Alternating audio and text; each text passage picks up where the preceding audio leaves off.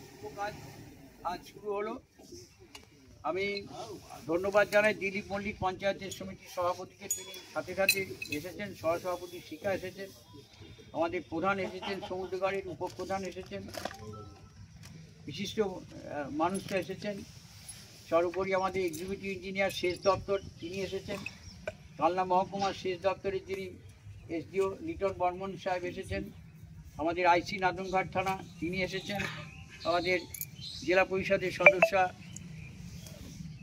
অপর্ণা তিনি এসেছেন, আমাদের সবাই এখানে আছেন। আমি প্রত্যেককে অনুরোধ করব, দীর্ঘদিনে আমাদের একটা লড়াই, আপনারা ঠিক অনুভব করতে পারবেন না, দিলীপ তার সাক্ষী আছে আপনারা অনেকে। বুড়িগঙ্গার পাড়ে বছরের পর বছর 23টা বছর ধরে শুধু হেঁটেছি, চাঁদের বিলে হেঁটেছি, বাঁশদা বিলে হেঁটেছি, আর একটাই বলতাম জলকে রক্ষা করতে হবে। বাঁশদা বিলটা একটা রূপ নিয়েছে, চাঁদের বিলটা আজকে হতে চলেছে, এবং আর মুড়িগঙ্গাটাও আজ হতে চলেছে। তাহলে কোনোটাই কিন্তু অসফল যায়নি। হরিকীর্তনের মতো আমিও বেরোতাম, লোকে আমাকে গাল দিত, মুড়িগঙ্গার পাড়ে হাঁটছি দোলগোবিন্দ করছে ফটোস্থান, বলে কী করে মুড়িগঙ্গার সংস্কার হয়েছে? হয়নি। এখানকার বিখ্যাত মেলা বসে, এই মেলাগুলো নিয়েও তো ভাবনা আছে, কিন্তু আমাকে ভাববার সুযোগ কেউ দিল না।